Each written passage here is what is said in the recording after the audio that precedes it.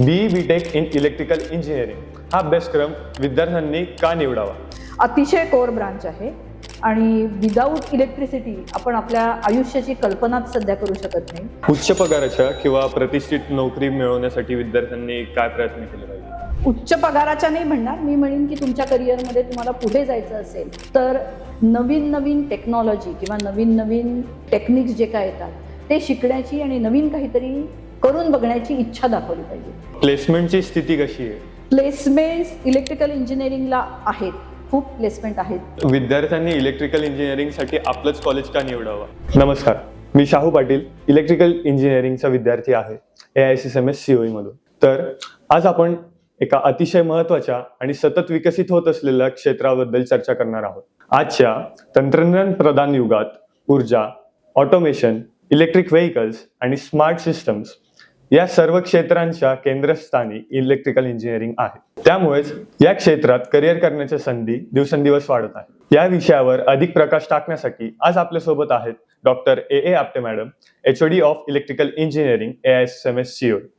Madam, आपले सहर्ष स्वागत. नमस्कार. तर आपण चर्चेची सुरुवात एका मूलभूत प्रश्नापासून करूयात.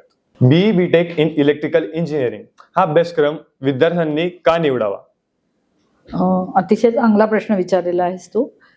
इलेक्ट्रिकल इंजिनिअरिंगला मदर ऑफ ऑल ब्रांचेस म्हणतात. या सगळ्या ज्या आता तुम्हाला लेटेस्ट ब्रांचेस दिसतात त्या इलेक्ट्रिकल इंजिनिअरिंग मधून डिराईव्ह झालेल्या आहे. त्यालाच कोर ब्रांच किंवा बेसिक ब्रांच पण म्हणतात. ऑल कम्प्युटर इंजिनिअरिंग मध्ये काम करणारी लोक सध्या ज्यांना 30 वर्ष किंवा त्यापेक्षा जास्त अनुभव आहे ते सगळे पूर्वाश्रमीचे इलेक्ट्रिकल इंजिनियर्स आहेत. अतिशय कोर ब्रांच आहे आणि विदाऊट इलेक्ट्रिसिटी आपण आपल्या आयुष्याची कल्पनाच सध्या करू शकत नाही.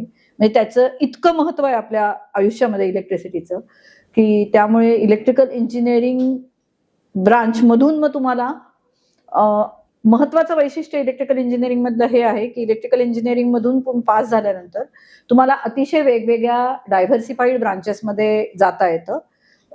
Computer engineering, electronics engineering, automobile engineering, automation engineering, instrumentation या सगळ्या ब्रांचेसमध्ये तुम्हाला electrical engineering students can easily transfer themselves, कारण की त्यांचं कोर इंजिनिअरिंग इलेक्ट्रिकल झालेलं असतं म्हणून. ओके. या अभ्यासक्रमामध्ये विद्यार्थ्यांनी नेमके काय शिकायला पाहिजे?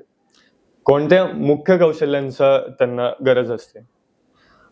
या अभ्यासक्रमामध्ये जनरलच इंजिनिअरिंगमध्ये तुमचं logical thinking, problem solving abilities आणि critical thinking, basically analytical thinking, problem solving skills आणि लॉजिकल थिंकिंग हे युज्युअली डेव्हलप होतात. तो कोर्स हा असा 4 वर्षामध्ये डिव्हाइड केलेला असतो की तुमचे स्टेप वाईज किंवा टप्प्याटप्प्याने हे सर्व गुण किंवा स्किल्स तुम्ही म्हणू शकाल, कौशल्य विकसित होतात सो दॅट तुम्हाला कुठलाही प्रॉब्लेम पुढे फील्डमध्ये गेल्यानंतर आला तर तुम्ही तो प्रॉब्लेमचा मुळापासून विचार करून डिझाईन, डेव्हलपमेंट आणि मग पुढे तो problem how exactly it is to be executed या सगळ्या गोष्टी तुम्ही करू शकता.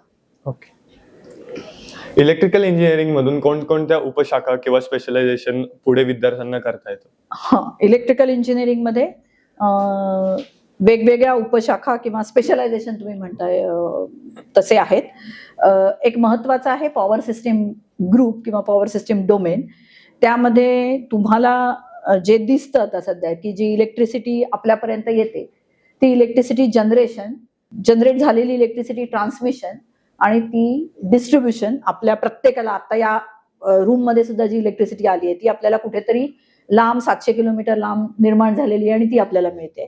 तर तो एक मेजर सेक्टर आहे. त्यातच त्याचे प्रोटेक्शन पण येतं. त्यानंतर एक मोठा ज्याला इंडस्ट्रियल हॉर्स म्हणतात इंडस्ट्रीमध्ये, इलेक्ट्रिक मोटर्स आणि ड्राईव्ह्स आणि त्यांचा मेंटेनन्स हा एक खूप मोठी शाखा आहे की जिथे इलेक्ट्रिकल इंजिनियर्स स्पेशलायझेशन त्याच्यामध्ये असतं आणि मोठ्या संख्येने इलेक्ट्रिकल इंजिनियर्स लागतात. त्याच्यानंतर आजच्या घडीला सगळे जणांना माहिती आहे की renewable energy, because fossil fuels are depleting, renewable energy हा एक सेक्टर आहे. त्याच्यानंतर EV that is electric vehicles हा एक मेजर सेक्टर आहे. त्याच्यानंतर ऑटोमेशन ऑफ इंडस्ट्री आणि कम्प्युटर, बट मी म्हणेल integration of computers and embedded system, तिथे फार मोठ्या इलेक्ट्रिकल इंजिनियर्सची गरज आहे सध्याच्या वेळी. हा अभ्यासक्रम पूर्ण केल्यानंतर विद्यार्थ्यांनी नोकरीच्या कोणत्या संधी साधल्या पाहिजे? व्हेरियस सेक्टरमध्ये मुलांना विद्यार्थ्यांना जॉब्स किंवा ऑपॉर्च्युनिटीज अवेलेबल आहे. जसं मी आत्ताच सांगितलं, power sector are major recruiter of electrical engineer. Power sector, automation, drive and control, renewable energy, आणि त्या अनुषंगाने त्या फील्डमधल्या जर तुम्ही व्हेरियस किंवा वेगवेगळ्या कंपन्या किंवा गव्हर्नमेंट आणि प्रायव्हेट सेक्टर्स बघितले तर गव्हर्नमेंट सेक्टरमध्ये सर्व राज्याचे इलेक्ट्रिसिटी बोर्ड्स, जसं महाराष्ट्र राज्यामध्ये महाराष्ट्र स्टेट इलेक्ट्रिसिटी बोर्ड आणि त्याच्या रिलेटेड उपकंपन्या, त्याच्यानंतर ह्या सर्व राज्याचे आहेत. सेंट्रल गव्हर्नमेंटचे NTPC, that is national thermal power corporation of India, power grid corporation of India, त्याच्यानंतर भेल, Bharat heavy electricals limited, BARC, all the PSUs जिथे इलेक्ट्रिकल इंजिनियर्स लागतात. प्रायव्हेट सेक्टरमध्ये रिलायन्स पॉवर आहे, अदानी पॉवर म्हणजे पॉवर सेक्टर. त्याच्यानंतर सर्व मेजर इंडस्ट्रीज जिथे मॅन्युफॅक्चरिंग सेक्टरमध्ये काम चालतं, भेल आहे किंवा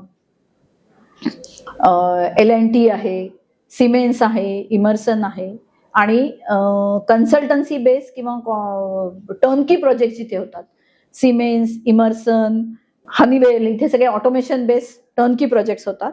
किंवा मॅन्युफॅक्चरिंग इंडस्ट्री जसं टाटा मोटर्स आहे, बजाज, हिरो मोटोकॉर्प, किंवा कुठलंही मॅन्युफॅक्चरिंग इंडस्ट्रीमध्ये विदाऊट इलेक्ट्रिकल इंजिनियर काम होऊच शकत नाही. त्यामुळे त्या सगळ्या इंडस्ट्रीमध्ये, आणि मेंटेनन्स हा एक मेजर पोर्शन असतो जो इलेक्ट्रिकल इंजिनियरला हँडल करायला लागतं. कारण की इंडस्ट्रीमध्ये अगदी 10 मिनिटाचा जरी शटडाऊन झाला तरी त्यांची प्रोडक्टिव्हिटी तेवढी कमी होते, आणि त्यामुळे मेंटेनन्स इंजिनियरला अतिशय जास्त महत्व आहे. त्याचबरोबर रिन्युएबल एनर्जी किंवा अपारंपरिक ऊर्जा क्षेत्र जे म्हणतात, तिथे पण इलेक्ट्रिकल इंजिनियरला भरपूर स्कोप आहे. औद्योगिकता किंवा स्वतःचा व्यवसाय सुरू करण्यासाठी विद्यार्थ्यांनी काय पाऊल घेतले पाहिजे भविष्यात? औद्योगिकता मध्ये पण इलेक्ट्रिकल इंजिनियर खूप चांगलं काम करू शकतात.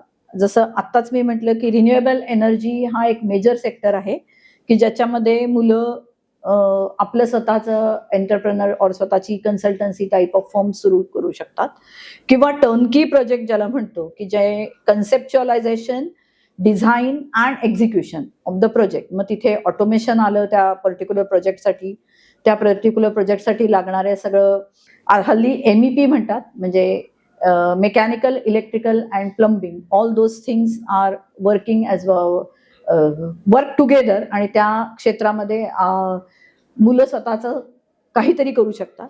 त्याबरोबरच ऑफकोर्स मोठ्या इंडस्ट्रीज किंवा ह्या सेटअपसाठी सुद्धा विचार करू शकतात. आपले बरेच अल्युमनाय सध्या रिन्युएबल एनर्जीमध्ये स्वतःचं काहीतरी सुरू करतायत, आणि many of them are doing a very good job in those sector. उच्च पगाराच्या किंवा प्रतिष्ठित नोकरी मिळवण्यासाठी विद्यार्थ्यांनी काय प्रयत्न केले पाहिजे? फक्त उच्च पगाराच्या साठी नाही मी म्हणणार, कुठल्याही नोकरीसाठी सर्वप्रथम सर्व मुलांनी हे लक्षात घ्यावं की आपले बेसिक्स किंवा फंडामेंटल नॉलेज जे म्हणतात ते अतिशय क्लिअर पाहिजे. फंडामेंटल्स क्लिअर असले, कुठेही तुम्ही इंटरव्ह्यूला गेलात तर त्या पर्टिक्युलर इंडस्ट्रीच्या रिक्वायरमेंट्स प्रत्येक वेळेस वेगवेगळ्या असतात. पण जेव्हा ते इलेक्ट्रिकल इंजिनियर किंवा एका पर्टिक्युलर ब्रांचच्या इंजिनियर हायर करतात तर बेसिक इलेक्ट्रिकल इंजिनिअरिंग स्किल्स तुमच्याकडे आहेत की नाही. म्हणूनच मी म्हटलं की what is expected is electrical इंजिनिअरिंगचे बेसिक किंवा फंडामेंटल कन्सेप्ट तुमचे अतिशय क्लिअर पाहिजे. आणि त्याबरोबरच जेव्हा तुम्ही उच्च पगाराच्या नाही म्हणणार, मी म्हणेन की तुमच्या करिअरमध्ये तुम्हाला पुढे जायचं असेल तर प्रत्येक विद्यार्थ्याला ॲबिलिटी टू वर्क डेडिकेटेडली आणि पॅशनेटली, तुमच्या कामात तुम्ही अतिशय डेडिकेशननी काम करायला पाहिजे. आणि त्याचबरोबर नवीन नवीन टेक्नॉलॉजी किंवा नवीन नवीन टेक्निक्स जे काय येतात ते शिकण्याची आणि नवीन काहीतरी करून बघण्याची इच्छा दाखवली पाहिजे. तर निश्चितच मला वाटतं प्रत्येक विद्यार्थ्याला खूप पुढे जाण्याची संधी आहे. अच्छा, प्लेसमेंटची स्थिती कशी आहे? प्लेसमेंट्स इलेक्ट्रिकल इंजिनिअरिंगला आहेत, खूप प्लेसमेंट आहेत, अजूनही आहेत. रिक्वायरमेंट्स खूप आहेत. मी मगाशी काही सेक्टर्स मेन्शन करायला राहिले होते. Indian railways are major recruiters of electrical engineers. त्यानंतर जे आता आपण सगळे बघतो मेट्रोजमध्ये पण इलेक्ट्रिकल इंजिनियर्स लागतात. आपलेच काही विद्यार्थी सध्या पुणे मेट्रोमध्ये काम करत आहेत. सो इलेक्ट्रिकल इंजिनियर्स जसं मी म्हटलं MSCB, MSCDCL, महाजेनको, महाट्रान्सको आणि या व्यतिरिक्त खूप ठिकाणी काम करत आहेत. तर त्यामुळे वेगवेगळ्या सेक्टर्समध्ये प्लेसमेंट्स आहेत आणि सुरुवात मे बी थोडी लहान असं मी नाही म्हणू शकत, पण सुरुवातीला मे बी तुम्हाला कमी पगाराची नोकरी किंवा कमी हे जरी मिळाली तरी ग्रोथ निश्चितच चांगली आहे जर त्या पर्टिक्युलर कुठल्याही विद्यार्थ्यांनी आपली पॅशन दाखवली आणि एका पर्टिक्युलर एरियामध्ये तुमचा काहीतरी निश एरिया निर्माण केला तर then sky is the limit. कारण की तुम्ही जर असं काहीतरी निर्माण केलं तुमच्यामध्ये की तुमच्या व्यतिरिक्त ते कोणालाच येत नाही, कारण की ही टेक्नॉलॉजी आहे आणि टेक्नॉलॉजी सतत बदलत असते. तर तुम्ही ऍज अ इंजिनियर आम्ही तुम्हाला इथे फक्त बेसिकच नॉलेज देऊ शकता. त्यानंतर ऍडॅप्शन जे आहे ते ऍडॅप्शन तुम्हाला वेगवेगळ्या एखाद्या पर्टिक्युलर इंडस्ट्रीत गेल्यानंतर त्या इंडस्ट्रीमध्ये लागणाऱ्या नवीन नवीन टेक्निक्स, नवीन नवीन टेक्नॉलॉजी, नवीन नवीन नॉलेज किंवा latest emerging fields in that particular area हे जर शिकून घेतलं तर निश्चितच उच्च पगार तुम्हाला मिळू शकतो असं मला वाटतं. म्हणजे त्याच्यात sky is the limit. Electrical engineering मध्ये संशोधनाला काय मार्ग आहे किंवा त्या संशोधनासाठी मुलांनी कसं गेलं पाहिजे?